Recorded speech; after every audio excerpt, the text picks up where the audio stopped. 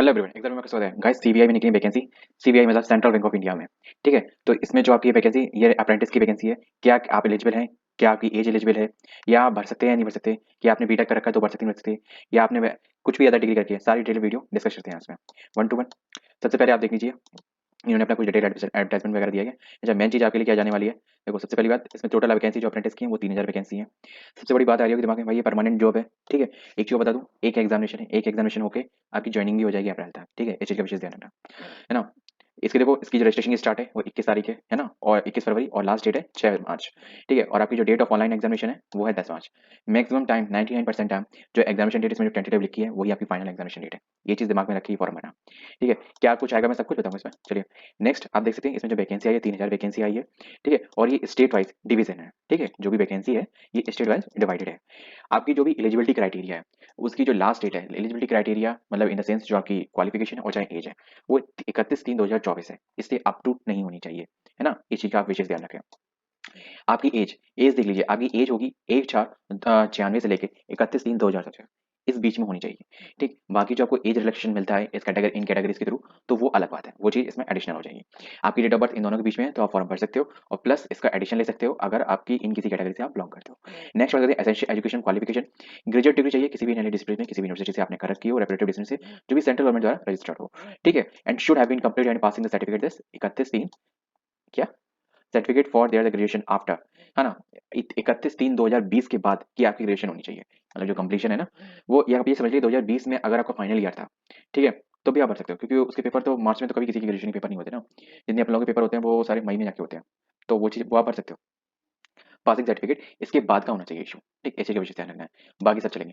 Physical and medical fitness, देखो the engagement of the apprentice will be subject to be दिया declare the medically fit as per the requirement of bank. Bank के conditions के आधार पे आप physically fit होना चाहिए। Main चीज़ है कोई डिफॉर्मिटीज वगैरह ना हो, और जो भी अगर कोई भी आपको दिक्कत हो तो वो चीज़ आप क्लियरली बताना, क्योंकि अगर आपने वहाँ पे जाके कोई, अगर आपको डिफॉर्मिटीज नहीं, आपने नॉर्मल दिया, या फिर कोई आपको कोई दिक्कत नहीं है, आपने फिर भी कैटेगरी के हिसाब से भर दिया, कोई सर्टिफिकेट वगैरह बनवा के, तो आपका रिजेक्ट रिजेक्ट हो जाएगा वहाँ पे जाके मेडिकल में। तो अब जैसे कि रीजन वाइज है, ठीक है ना, आप एक रीजन में, और कोई भी कैंडिडेट केवल एक रीजन ही सिलेक्ट कर सकते हैं, जैसे यूपी है, बिहार है, मतलब सब जगह अपनी अलग अलग है। ठीक है, सबकी अलग अलग वैकेंसी है ना। तो वो चीज़ है, आप अपने स्टेट के हिसाब से जो भी आपके नियर में हो, या फिर आप जिसमें भी हो, तो आप वही भर दीजिएगा, या फिर आप जो आपकी प्रेफरेंस हो आप भर सकते हो। आपका सिलेक्शन किस प्रोसेस होगा, सिलेक्शन प्रोसीजर देख लेते हैं। जो सिलेक्शन प्रोसीजर है ना, वो कैंडिडेट हुए apply for the apprentice the bank in the bank after the paying the request online fee to undergo the selection process. ठीक, फर्स्ट आपको ऑनलाइन रिटन टेस्ट होगा जो कि ऑब्जेक्टिव टाइप होगा। ठीक है, इसमें क्या-क्या रहेगा? ठीक है, इसमें क्या-क्या रहेगा? द ऑनलाइन रिटन टेस्ट के अंदर आपका आएगा फर्स्ट क्वांटिटेटिव, सिलेबस की बात कर रहा हूँ, quantitative general English, reasoning aptitude, computer knowledge, ठीक है, और बेसिक रिटेल लायबिलिटी प्रोडक्ट्स, ठीक है, basic retail assets and basic investment product and basic insurance product. ये 5 चीज़ें आएँगी। देखो, ये जो पहला पॉइंट था, इस पहले पॉइंट के अंतर्गत ये 4 चीज़ें हैं, quant, general English, reasoning aptitude and computer. ठीक है, दूसरा पॉइंट ये है, और तीसरा पॉइंट ये है, और चौथा पॉइंट ये, और पाँचवाँ पॉइंट ये, बेसिक इंश्योरेंस प्रोडक्ट। ठीक है, फिर नेक्स्ट क्या होगा, ये चीज़ आपका मतलब ऑनलाइन रिटन एग्जामिनेशन में आएगा इसके regarding. The selection will be based on the merit as per the vacancies.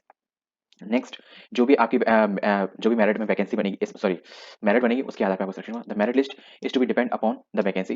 Simple सी बात है, आपके जितने नंबर होंगे तो उसके हिसाब से सिंक्रोनाइज करके आपकी जितनी वैकेंसी है उसके आधार पे आपको लिया जाएगा।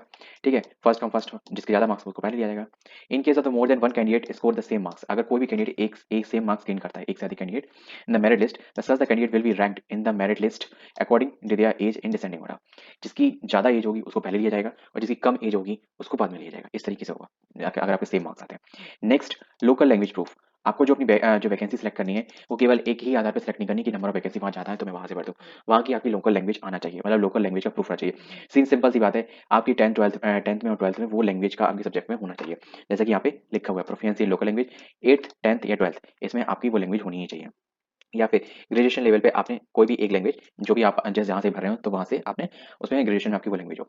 Bank reserve the right to conduct any other test और the any other follows for selection criteria. अगर नंबर ऑफ कैंडिडेट ज़्यादा होते हैं तो बैंक के पास राइट है कि वो इसमें एक और स्टेप ऐड कर सकती है।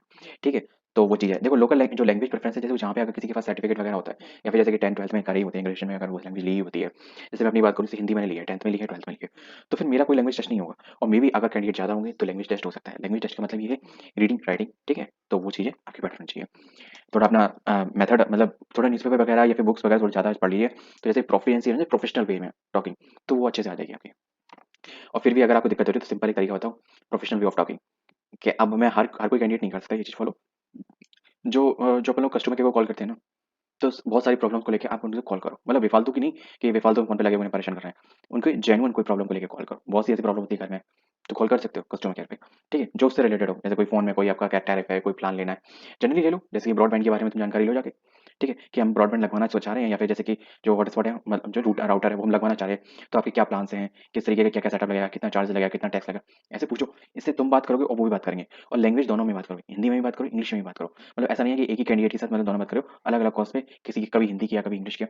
तो वो एक आपको, जैसे कि सामने हम किसी से इंटरेक्ट होते हैं, तो हम उसकी लैंग्वेज और उसकी हैबिट्स अडेप्ट करते हैं। ठीक है, वहाँ हम नेचुरली अडेप्ट करते हैं, यहाँ आपको अडेप्ट करने का प्रयास करना है कि जिस तरीके से वो बोल रहा है। अगर वो अच्छे से बोल रहा है तो अडेप्ट करना है, अगर वो थोड़ा रूडली बोल रहा है तो उस बात को अडेप्ट नहीं करना है। Next, reservation. रिजर्वेशन जो भी गाइडलाइन है एससी एसटी एंड ओबीसी, ठीक है, वो भी गवर्नमेंट ऑफ इंडिया मतलब सेंट्रल गवर्नमेंट वाले सारे सर्टिफिकेट फॉलो होंगे।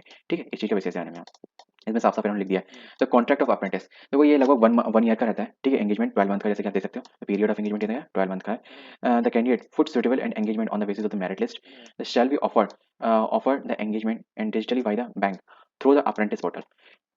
ठीक है, the candidate receive the offers the apprentice online and need to accept and the portal staple time date. ठीक है, the apprentice training shall be deemed has been completed and the training start the mention in the contract of the apprentice. जब आपका selection हो जाएगा तो फिर उसके बाद आपको एक कॉन्ट्रैक्ट सेंड किया जाएगा, तो फिर जिस दिन से आपका कॉन्ट्रैक्ट स्टार्ट हो जाएगा उसमें लिखा होगा उस दिन से आपको अप्रेंटिस आपकी स्टार्ट हो जाएगी। जो आपका जो पीरियड रहेगा वो 12 मंथ का रहेगा।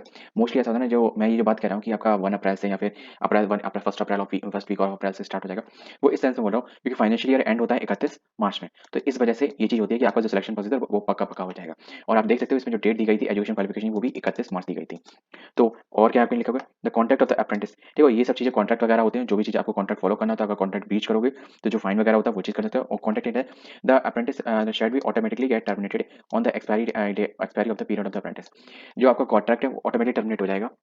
ठीक है, जब उसकी एक्सपायरी डेट निकल जाएगी तो उसमें मतलब एंड ऑफ डेट भी लिखी होगी कॉन्ट्रैक्ट पे, उस दिन बाद अपने आप नल एंड वॉइड हो जाएगा, कोई दिक्कत नहीं रहेगी आपके लिए। The apprentice period starting clearly the reason for the termination. ठीक है, the contract before the completion the bank and apprentice can make the application apprentice advisory and termination of the contract before the completion of the apprentice before the starting stating the clearly reason for the termination. When the such application is made, the copy of the same shall be sent by the post of the other party. मतलब bank के पास right है वो आपके apprentice वगैरह को या फिर आपके वर्क में अगर उन्हें अच्छा नहीं लगता तो वो चीज़ वो कैंसिलेशन कर सकते हैं। ठीक है, अब जैसे कि आपको मिलेगा कितना, ये भी चीज़ मेन बात है। आपको जो अगर आपकी जो पोस्टिंग है रूरल और सेमी अर्बन एरिया में होती है तो आपको 15,000 मिलेंगे, और चाहे अर्बन में हो चाहे मेट्रो में, सब जगह आपको 15,000 ही मिलेंगे। The apprentice are not eligible for any other allowances and benefits. ठीक, इस चीज़ का विशेष ध्यान रखना है, आपको केवल फिक्स्ड स्टाइपेंड मिलेगा 15,000। ठीक, नेक्स्ट बात करते हैं training condition and over time and leave holidays. इस सिचुएशन में आपका क्या रहेगा, इंपोर्टेड ऑन जॉब ट्रेनिंग। ठीक है, the apprentice shall be entitled as a holiday are as observe in the bank. ठीक है, मतलब जो भी जितने हॉलिडेज होंगे तो उनको भी ऑब्जर्व किया जाएगा।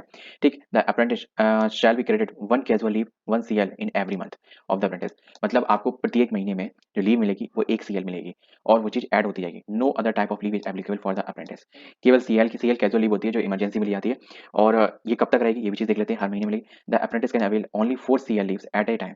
एक समय में वो कोई भी कैंडिडेट केवल 4 CL मैक्सिमम ले सकता है।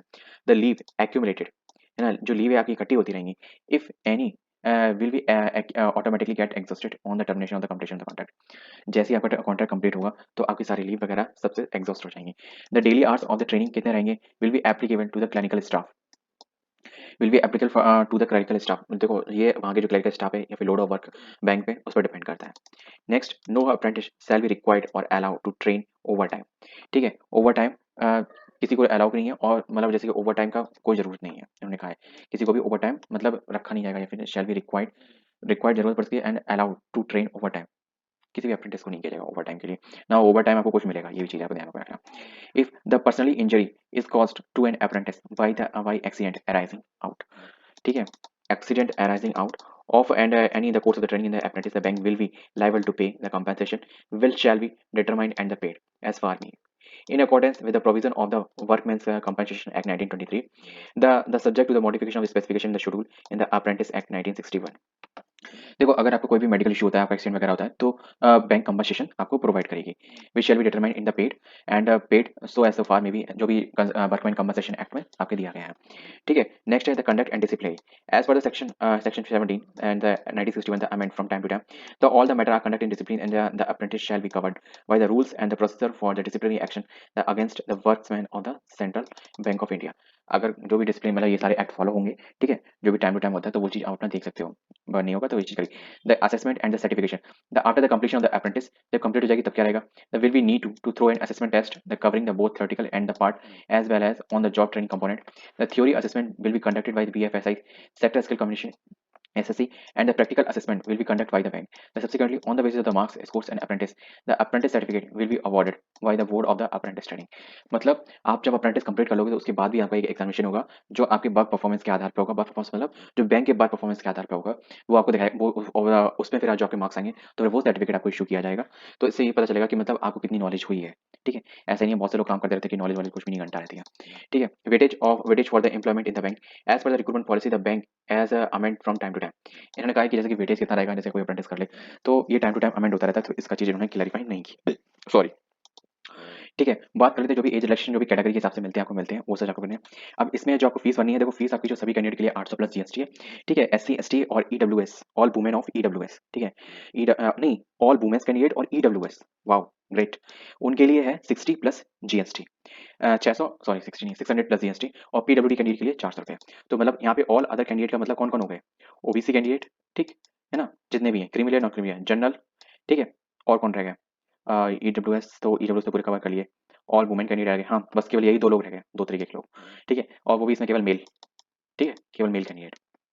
तो उनको ये जो है ना, इनको 800 प्लस जीएसटी देना है, जनरल और ओबीसी वालों को। ठीक है, EWS वाले, ऑल वुमेन कैंडिडेट और SC ST इनको 600 प्लस जीएसटी देना है, और PWD वालों को 400 प्लस जीएसटी देना है। तो ये आपका फीस स्ट्रक्चर है। ठीक है, तो आप तो जो जीएसटी रहेगा वो 18% रहेगा, ये चीज़ ध्यान रखना। ठीक। अब तो मेरे ख्याल से और कुछ इसमें नहीं रह गया, जो वीआई वगैरह जो भी डॉक्यूमेंट्स वगैरह जो भी चीज़ इशू हो, तो वो चीज़ आप पहले क्लैरिफाई कर लेना। ठीक है, और जो इसमें मांगा गया हो वही चीज़ आप भरना, वरना कोई अनयूजुअल मत भर देना, फिर बाद में आपका रिजेक्ट हो जाए, फिर फालतू में फीस भी जमा हो तो कोई मतलब भी ना निकले, कोई मतलब ही नहीं है इसका। ठीक है, कुछ चीज़ें हैं जो भी एप्लीकेशन का लिंक है मैं आपको वीडियो डिस्क्रिप्शन में दे दूंगा, तो फटाफट से जाना और भर देना। लास्ट डेट का विशेष ध्यान रखना 6/3/2024। ठीक है, और अगर कोई दिक्कत हो तो आप बता देना, मैं इसकी एप्लीकेशन की पूरी प्रोसेस वीडियो बना दूंगा, और अगर कोई दिक्कत नहीं कमेंट बॉक्स में थैंक यू लिख देना। जैसे कि आप देख सकते हो, मैं आपको दिखा दूँ एक चीज़ है, जैसे मैं बता रहा था कि स्टेट वाइज़ यहाँ पे देखो लैंग्वेज का ज़ोन का बैरियर है ही, ठीक? लैंग्वेज बैरियर है ही, तो और प्लेस का इस हिसाब से अपने यहाँ बैरियर हो जाता है। मोस्ट प्रोबेबली आप अपने नेटिव में ही भरेंगे। अब जैसे कि आप देख सकते हो पटना, या ये सारे हैं, इन सब जगह इंडिविजुअल है, बट वैसे टोटल वैकेंसी कितनी 210, तो आपका इन सब में कहीं पे भी हो सकता है। तो इस चीज़ का आपको ध्यान रखना है ना? अब दिल्ली है, दिल्ली नॉर्थ साउथ, तो दिल्ली दिल्ली की निकली है ना, तो टोटल जितनी निकली होंगी तो उसमें आप भर सकते हो। तो अपने अपनी प्लेस के हिसाब से, अपनी लैंग्वेज के हिसाब से ये चीज़ देख लेना। तो बस वीडियो में बस इतना ही। मैंने आपको सब कुछ वैसे बता दिया, एप्लीकेशन की डेट बता दी, जो भी एलिजिबिलिटी थी वो क्लियर कर दी, एज क्लियर कर दी। विशेष का ध्यान रखना, ग्रेजुएशन कब की होनी चाहिए, ग्रेजुएशन 31/3/2020 के बाद वाली। ठीक है, वो सारी चलेंगी जो भी हो, उससे पहले वाली फिलहाल इसमें नहीं है। अब जो है नोटिस में वही है, वही मैं आपको डिस्कस कर रहा हूँ। अब बस वीडियो में बस इतना ही, मिलते हैं नेक्स्ट वीडियो में। जय हिंद।